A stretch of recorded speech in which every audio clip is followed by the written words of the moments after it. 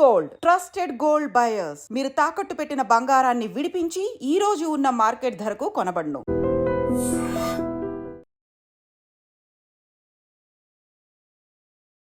నమస్కారం, welcome to I dream ధర్మ మార్గం విత్ విజిత కార్యక్రమానికి స్వాగతం.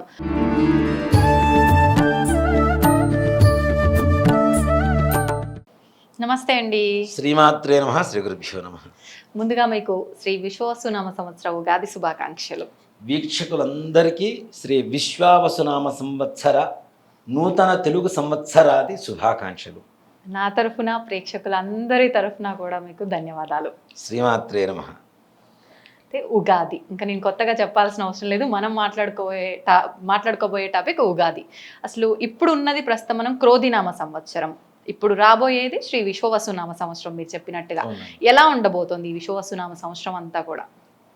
క్రోధం నుంచి ప్రశాంతతకి చేరుకునేటువంటి అవకాశం చాలా చక్కగా ఉంది. విశ్వావసు ఒక గంధర్వుడి పేరు. అది మనకి గంధర్వులు ఉన్నారు కదా, ఆ గంధర్వుల్లో వివాహంలో ముఖ్యంగా భార్యాభర్తల మధ్య సమ్మోహనాన్ని ఆకర్షణని కలుగు చేసేటువంటి ఒక గంధర్వుడి పేరే విశ్వావసు. ఆయన పేరుతో ఈ సంవత్సరం ఉండడం అనేది అందరికీ ఒకరి పట్ల ఒకరికి సరైనటువంటి అవగాహన కలుగు చేసేటువంటి సంవత్సరంగా మనం చెప్పుకోదగ్గ విషయం. అంటే ఒకరినొకరు అర్థం చేసుకొని ప్రేమపూర్వకంగా ఉండే విధానం కనపడబోతుంది. అలాగే పంచాంగ శ్రవణం, పంచాంగం ఇందా మనం చెప్పుకున్నట్టుగా పంచాంగం అనేటువంటిది ఒక చక్కటి దీపం లాంటిది. అవును, ఈ ప్రపంచంలో ఏ దేశంలో లేనటువంటి ఒక గొప్ప సంస్కృతి, విధానం, ధర్మం ఏదైనా ఉందంటే అది సనాతన హిందూ ధర్మం అనే చెప్తాను. అంతే. సైన్స్, ఇప్పుడున్నటువంటి సైన్స్ ఎన్నో కనిపెడుతుంది, కాదని చెప్పడం లేదు. అవును.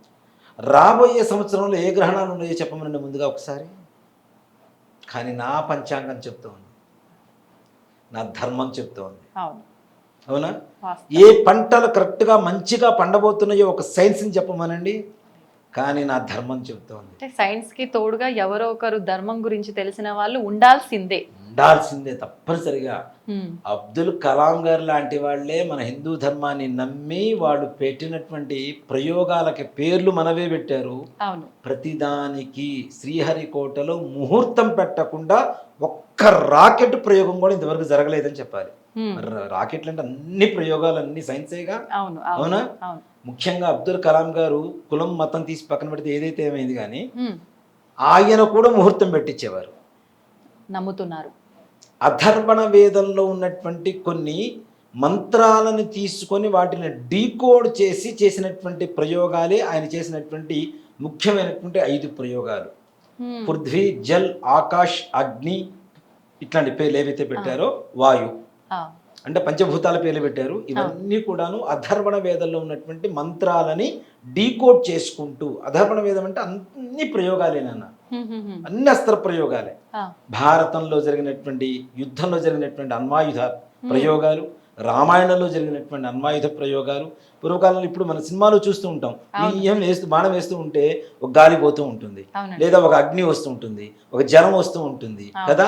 అంటే ఒక బాణం వెళ్ళగానే అది కొద్ది దూరం వెళ్ళగానే ఏదో ఒక రకంగా మారిపోతుంది, ఇంకా మల్టిపుల్ అయిపోయి అక్కడి నుంచి ఇంకా శక్తిని పుంజుకొని ఇవన్నీ వస్తూ ఉంటాయి కదా.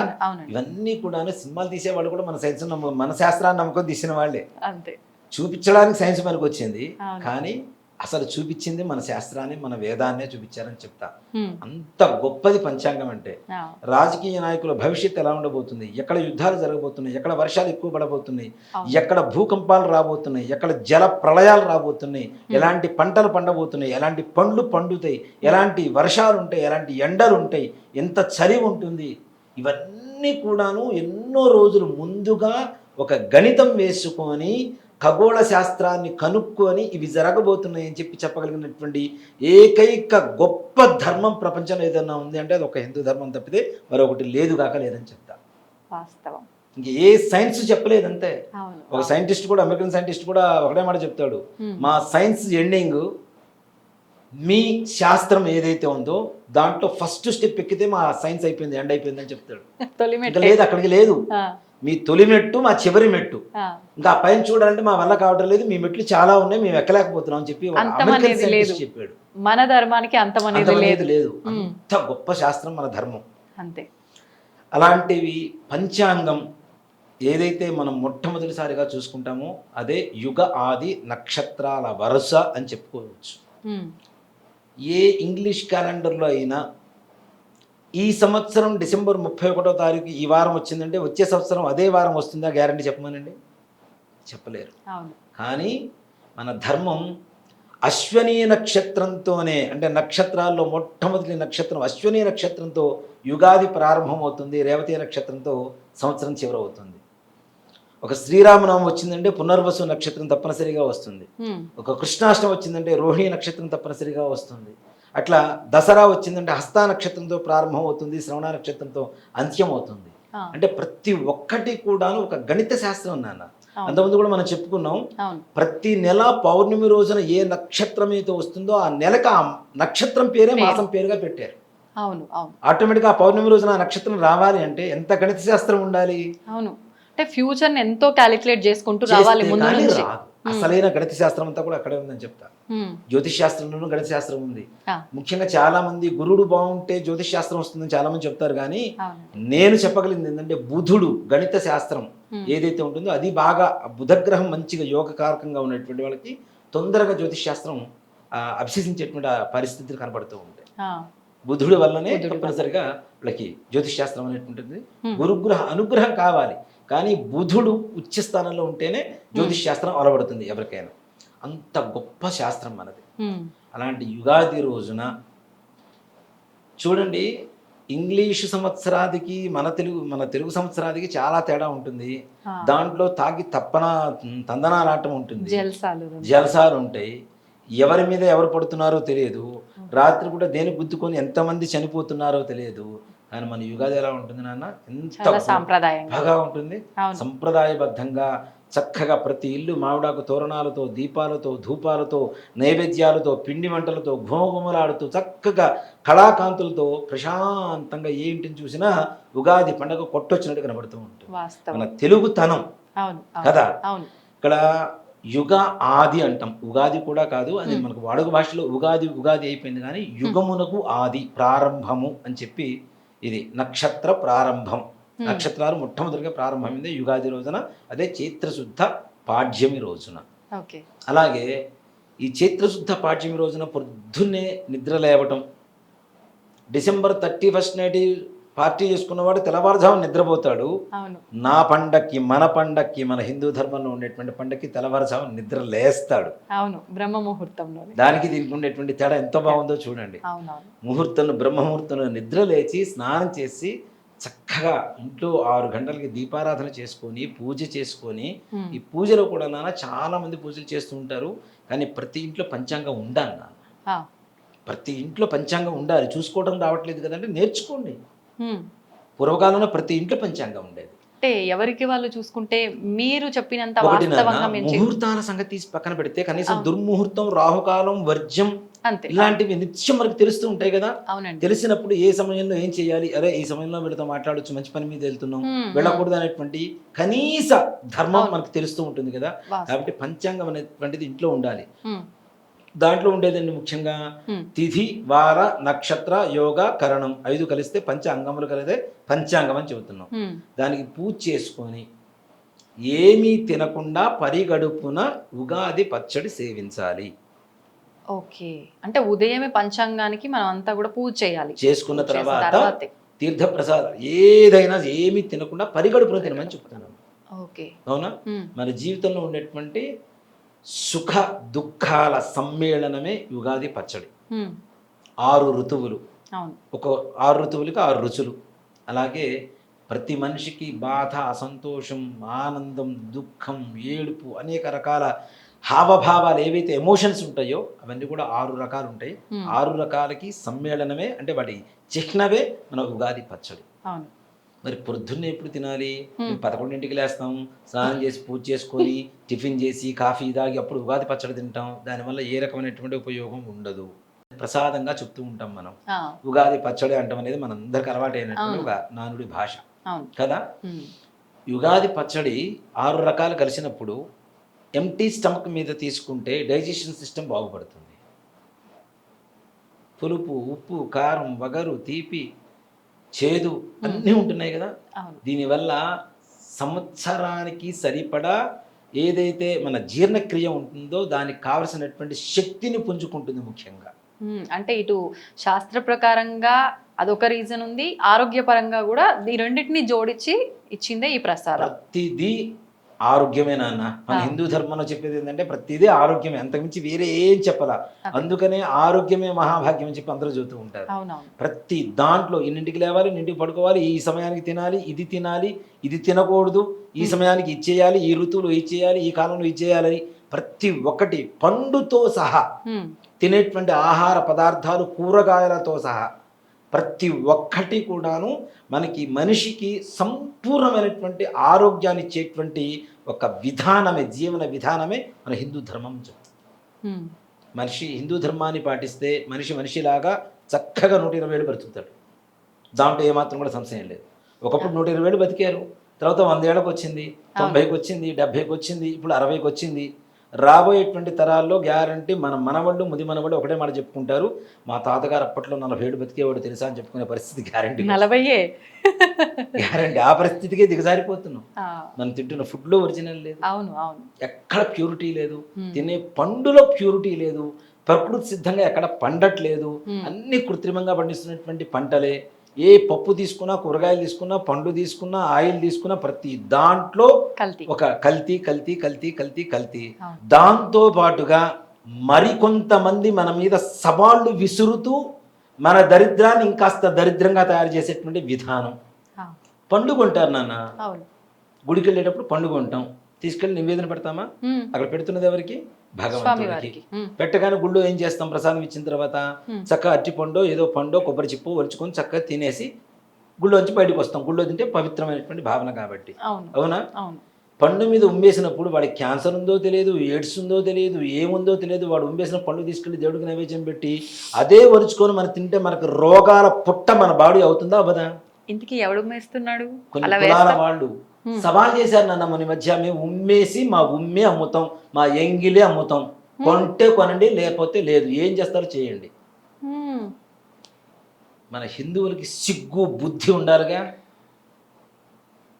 ఇతర వాళ్ళ దగ్గర కొనేటప్పుడు కదా. ఇన్ని చేస్తున్నా సర్వే జన సుఖనోభవంతి అనేటువంటి ఏకైక ధర్మం కూడా నా ధర్మమే అని చెప్తాను నేను. అంతే.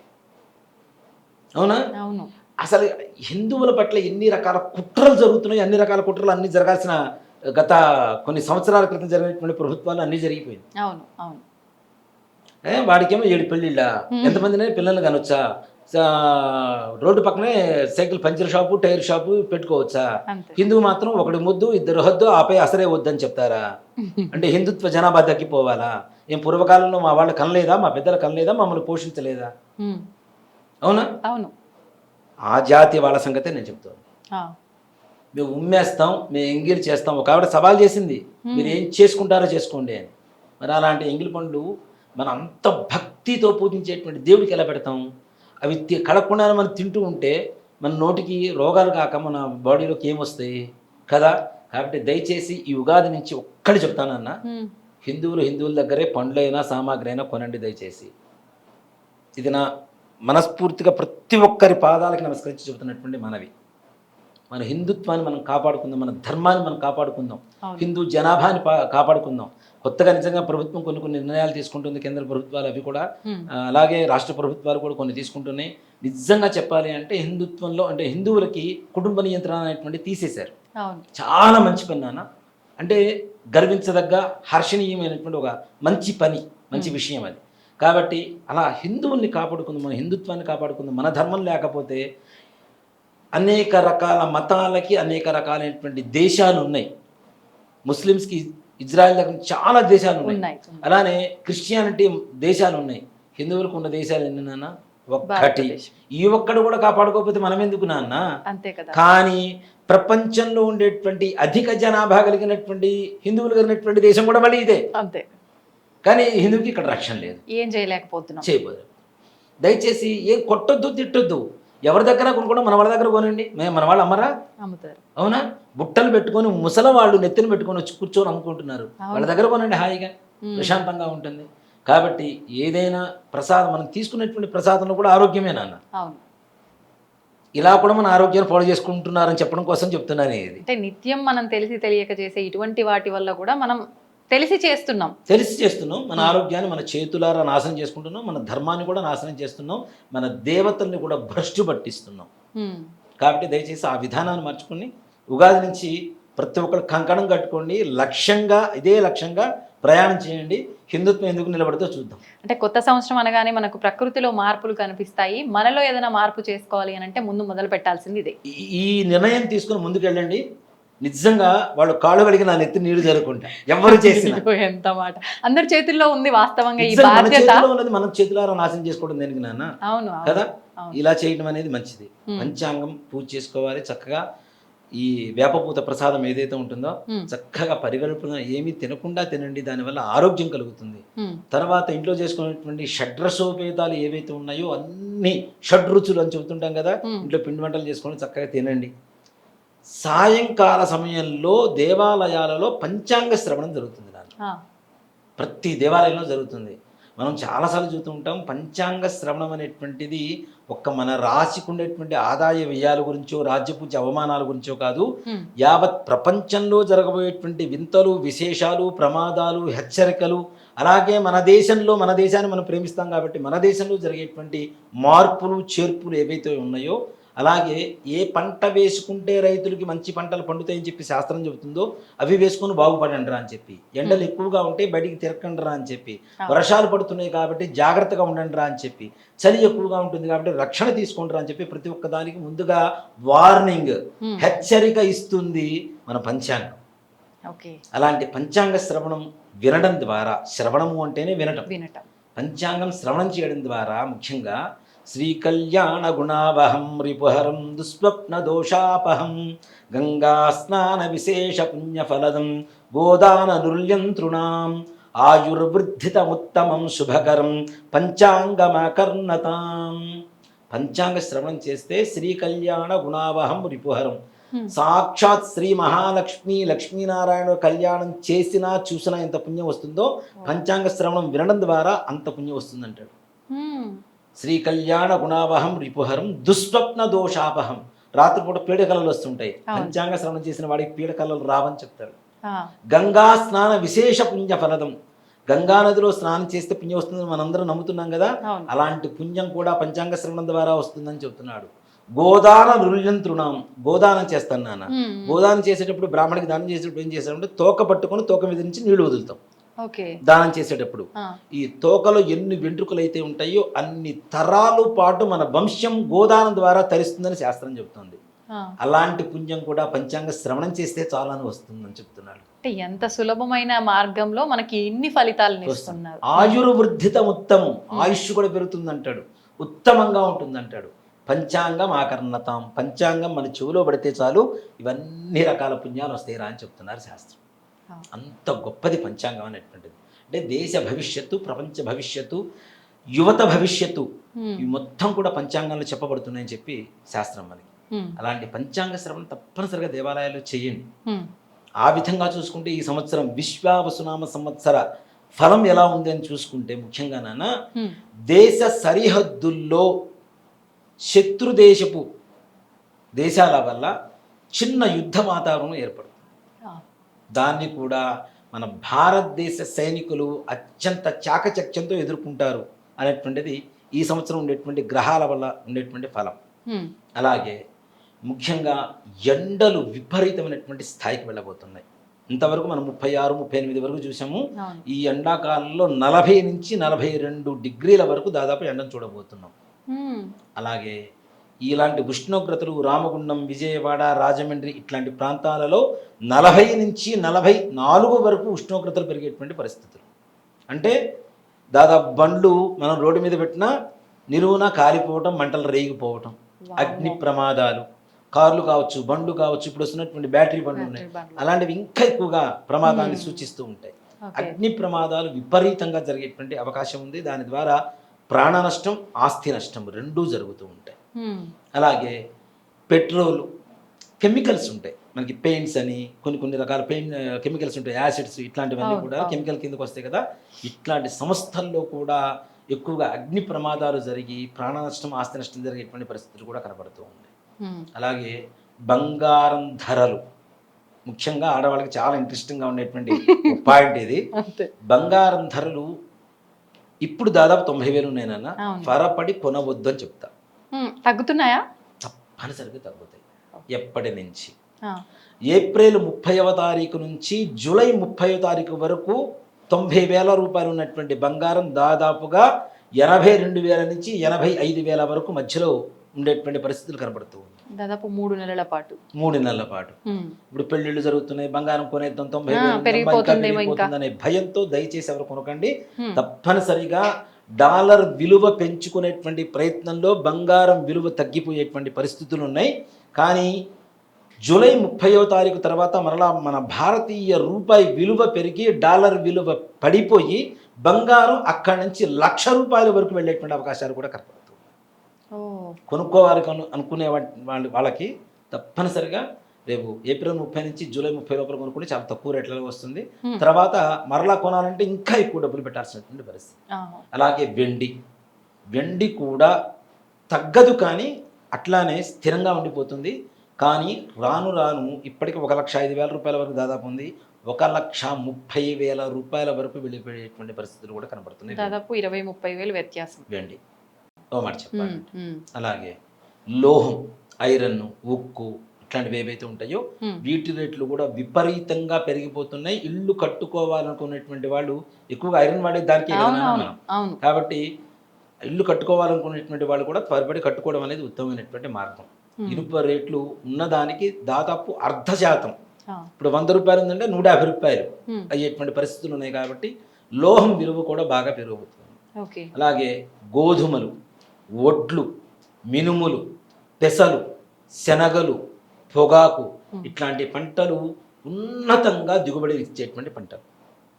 అలాగే పండ్ల తోటలు ఏవైతే ఉన్నాయో వాటి ద్వారా అత్యంత నష్టం వాటిల్లేటువంటి పరిస్థితులు కూడా కనబడుతున్నాయి. అకాల వర్షాలు, వడగాల్పులు, వాటి వల్ల పండు రాలిపోవటం, నష్టం రావడం అనేటువంటిది పండ్ల తోటల యజమానులకు ఎక్కువగా జరిగేటువంటి పరిస్థితులు ఉన్నాయి. హైదరాబాదుతో పాటుగా భారతదేశంలో ఉన్నటువంటి కొన్ని ముఖ్య నగరాలు ఒక 4-5 రోజుల పాటు వర్షాభావంతో దిగ్బంధనం జరిగి, విద్యుద్ఘాతం జరిగి, ఏ రకమైనటువంటి రవాణా వ్యవస్థలు కూడా పని చేయకుండా ఉండేటువంటి అత్యంత ఎక్కువ వర్షాలు పడేటువంటి పరిస్థితులు కూడా మనకి ఆగస్టులో కనబడుతూ ఉన్నాయి. ఆగస్టులో అంటే వర్షాపాతం అత్యధికంగా ఉంటుంది. అది ముఖ్యంగా పట్టణాలలో మాత్రమే, కాబట్టి తగిన జాగ్రత్తలు తీసుకోవడం అనేది మంచిది. అలాగే చలి కూడా పోయిన సంవత్సరం కొంచెం పెరిగింది, ఈ సంవత్సరం ఇంకా రెట్టింపు, దాదాపు 14-15 డిగ్రీల వరకు ఉష్ణోగ్రత పడిపోయి చలి వల్ల కూడా ప్రాణ నష్టం జరిగేటువంటి పరిస్థితులు కనబడుతూ ఉన్నాయి. ప్రతిదీ ఈసారి అతివృష్టిగానే ఉంటుంది. అలాగే దొంగల భయం పెరుగుతుంది. దేనికి పెరగదు? బంగారం రేటు పెరిగితే దొంగల భయం పెరుగుతుంది కదా, ఆటోమేటిక్గా, లాజికల్ కదా అది.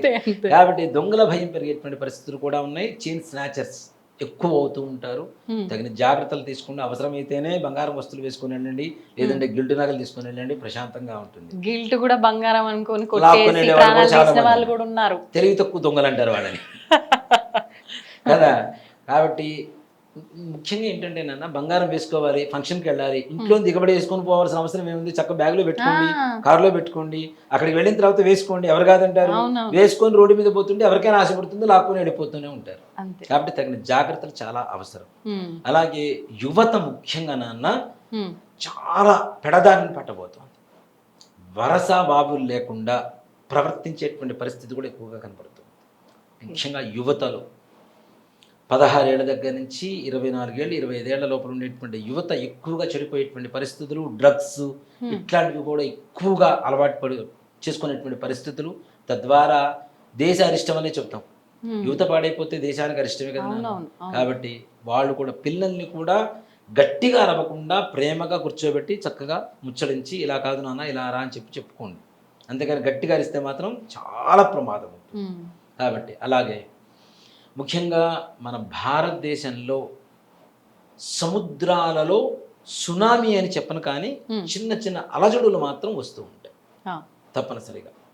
ఎందుకంటే ఇందాక మనం చెప్పుకున్నాం మీనరాశిలో శనిగ్రహ ప్రభావం షష్టగ్రహ కూటమి ఉన్నటువంటి కారణం చేత జల ప్రళయాలు రావడానికి కూడా అవకాశాలు కనబడుతూ ఉన్నాయి. తగిన జాగ్రత్తలు అంటే తీర ప్రాంతాల్లో ఉండేటువంటి వాళ్ళు అప్రమత్తంగా ఉండడం అనేది మాత్రం సూచించదగినటువంటి విషయం. ఏముందిలే మనం వెళ్ళిపోదాం, ఈ చేపల వేటకు వెళ్తూ ఉంటారు, ఇట్లాంటి వాళ్ళకు కూడా ప్రాణ నష్టం జరిగేటువంటి పరిస్థితులు కనబడుతూ ఉన్నాయి. అలాగే కొన్ని రాష్ట్రాలలో ముఖ్యమైనటువంటి మంత్రులు మారేటువంటి అవకాశం కూడా కనబడుతుంది, మార్పులు. అలాగే మన తెలుగు రాష్ట్రాల్లో కూడా అలాంటి ప్రమాదం జరుగుతుంది తప్పనిసరిగా. మీకు గుర్తుందో లేదో 2024లో నేను పంచాంగ శ్రవణం చెప్పినప్పుడే చెప్పా, తెలంగాణలో పార్టీ ఒక ప్రభుత్వం మారుతుంది, అక్కడ కూటమి వస్తుంది ఆంధ్రప్రదేశ్లో. అలాగే మోడీ గారు ప్రభుత్వాన్ని గ్యారంటీ ఆయనే చేస్తూ ఉంటారు, లీడ్ చేస్తూ ఉంటారు. కానీ 2025లో దాదాపుగా కొంతమంది మంత్రులు మారేటువంటి అవకాశం ఉందని చెప్తున్నాను.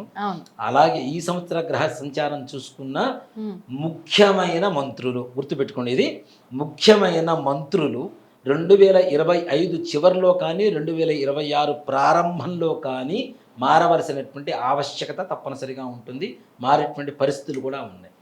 అలాగే మన భారతదేశంలో ఉండేటువంటి ఈశాన్యపు రాష్ట్రాలు, అస్సాం ఇట్లాంటి రాష్ట్రాలు ఏవైతే ఉన్నాయో వీటిల్లో భూకంప ప్రకంపనలు కూడా వచ్చేటువంటి పరిస్థితులు కనపడుతూ ఉన్నాయి.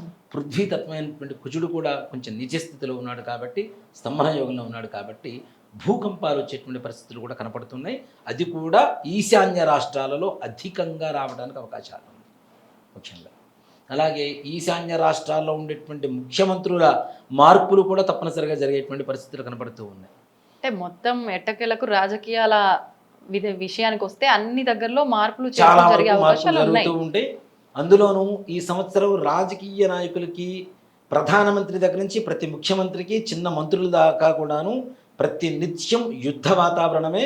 ప్రతిపక్షాలు ఇచ్చేటువంటి సమస్యల్ని ఎదుర్కోలేక ప్రతి నిత్యం కూడాను అత్యంత కష్టపడుతూ వాళ్ళని ఎదుర్కోవాల్సినటువంటి పరిస్థితి ఉంటుంది. అలాగే కొన్ని రాష్ట్రాలలో ప్రతిపక్షం పుంజుకునేటువంటి అవకాశం కూడా కనపడుతుంది నాన్న. ఇది కూడాను మళ్ళీ క్లియర్గా చెప్తున్నాం, ఆంధ్రప్రదేశ్లో కూడా ప్రధాన ప్రతిపక్షాలు ఏవైతే ఉన్నాయో అవి కూడా మరలా బలాన్ని పుంజుకునేటువంటి అవకాశం కనబడుతుంది. కాబట్టి ఉన్న అధికార పక్షం వాళ్ళు కొంచెం జాగ్రత్తగా ఉండవలసినటువంటి పరిస్థితి. అది ఇప్పుడు ప్రతిపక్షం పుంజుకుంటుందంటే అధికార పక్షానికి ప్రతినిత్యం తలనొప్పే కదా, ప్రతి విషయంలో తలనొప్పే కదా.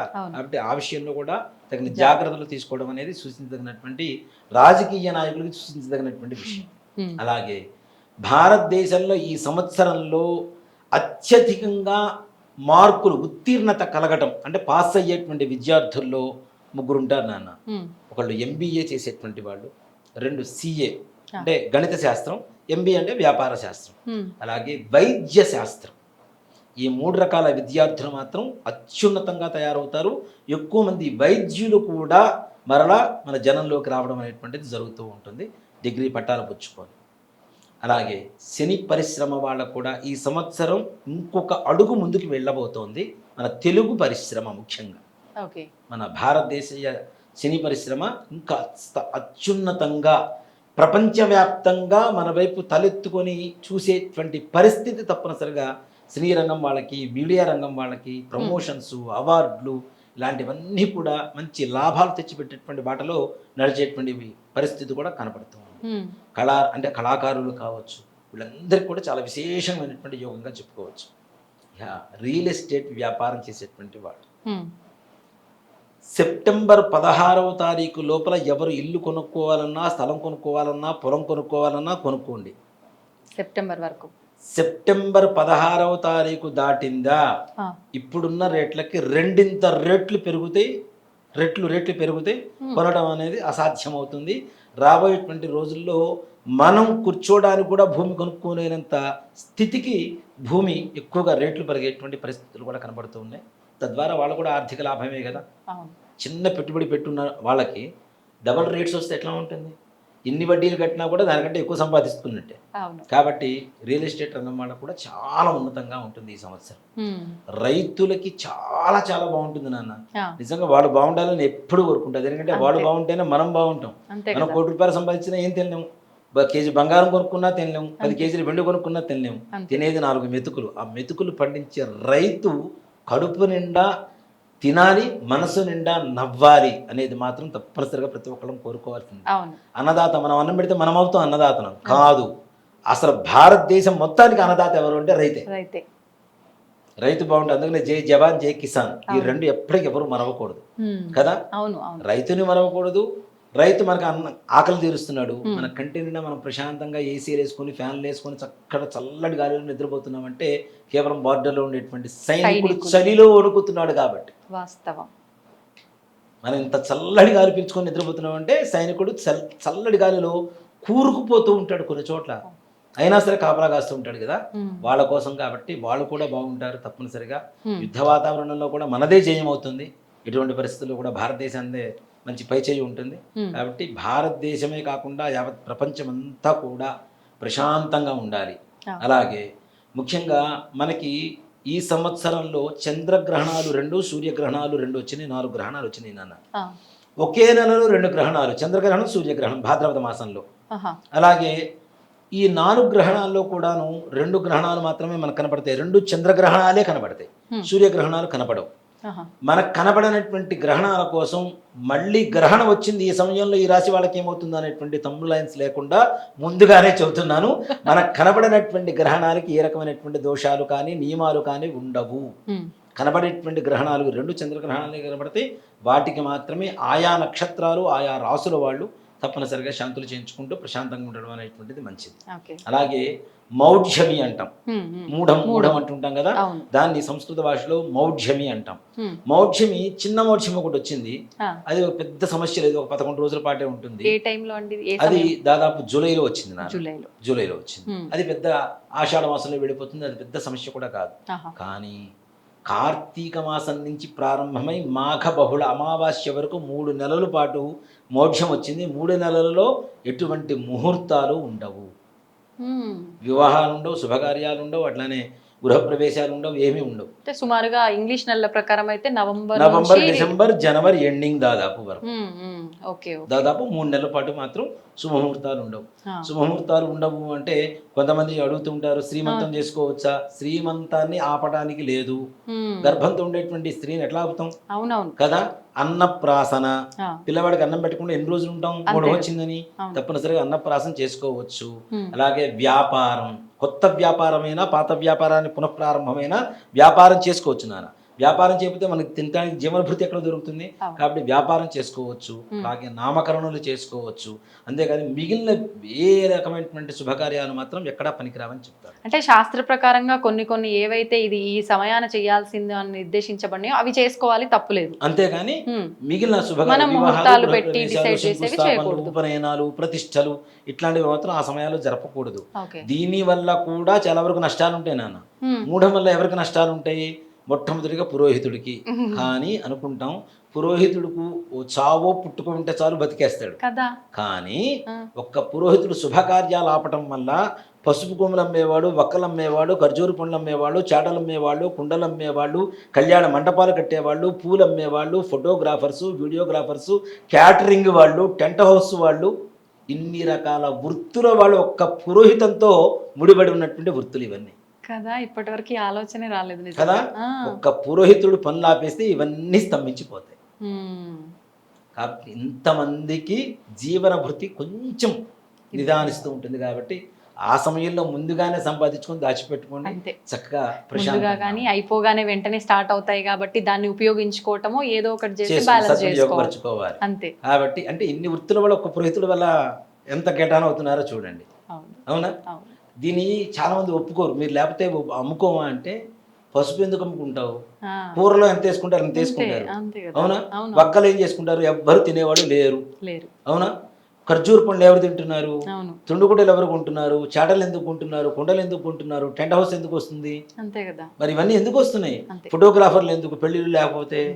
అవునా? అంటే ఏది ఎంత అత్యవసరం ఉన్నా లేకున్నా నడుస్తుందిలే అనుకుంటాం నిత్య జీవితానికి వచ్చేసరికి. శుభకార్యాలకు అలా కాదు కదా. పూలదండలు కొనాల్సిందే, మండపాలు కట్టాల్సిందే, కళ్యాణ మండపాల వాళ్ళు ఖాళీగా ఉండవలసిందే అంతే కదా.